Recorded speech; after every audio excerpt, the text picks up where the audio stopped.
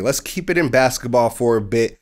Alex Rodriguez, former baseball star, has purchased the Minnesota Timberwolves for approximately $1.5 billion. All right, the little two-parter. Do you think A-Rod can save the miserable Timberwolves franchise from their losing ways? And B, do you think this allows a rapprochement between the Timberwolves and Kevin Garnett? Run and pass. I'm gonna run. So the first is, do I think he can save it? I don't know. I think it's interesting. It brings new energy to the team. Interestingly enough, if reports are correct, A-Rod's portion was the smallest of anyone involved. He just is the most famous person in the group that purchased the team. I think he's gonna pay in more in the future, but I believe currently it's the smallest point. I think Lore has the biggest one. He's like the former e-commerce executive for Walmart.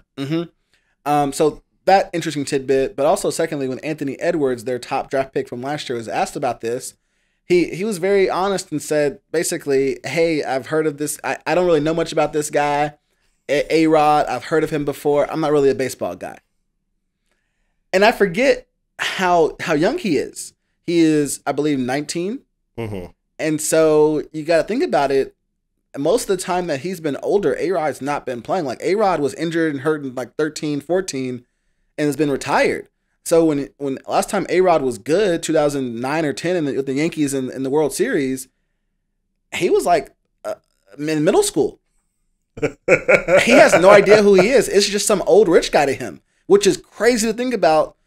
First off, he should thank hashtag Texas Rangers, who helped to start paying Alex Rodriguez, and the Yankees hopped on, and that's why he's able to buy a team today. But just crazy. I think it'll bring new energy. Yes, it does fix the KG situation. KG's problem was with the owner of the Timberwolves, how he treated KG and the coach of Saunders before he passed away, etc. So yes, it does repair it. The question is, what do they do with the team, both the roster and in general? Because Minnesota's had a team for all of its history. Before the Timberwolves, it was the Lakers. Most people don't realize that. That's why they're named the Lakers. There's not really lakes in California. There are in Minnesota. But does a team move? There's all these rumors all the time about teams moving to Seattle. And so it will be interesting to see what happens. I think new ownership throws that question back into the air. At least not for the first 2 years, because there's going to be a 2-year transitionary period where the old owner still owns the team.